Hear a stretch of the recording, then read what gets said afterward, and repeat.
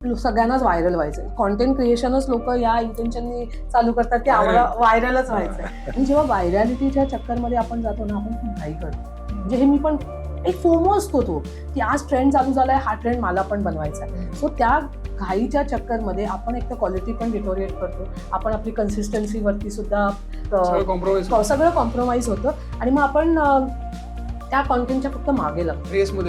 रेसमध्ये अडकून काय होतं ना, आपण सगळं सॅम्पल करून बसतो.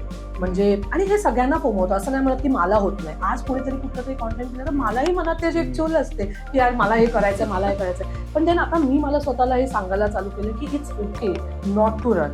कारण आपलं विजन आहे ना, आपण आपलं विजन आणि आपली जो पाथ आपण चूज केलाय तो सोडून आपण दुसऱ्याच्या पाथवरती नाही जाऊ शकत.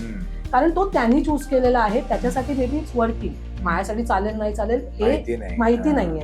आणि मी उगाच त्याच्या मागे जर पळाले तर एकतर मी माझं काहीतरी प्लॅन केलेलं असेल ते साईडला राहायचं आणि मी ह्याच्या मागे पळते, which will not work in my favour.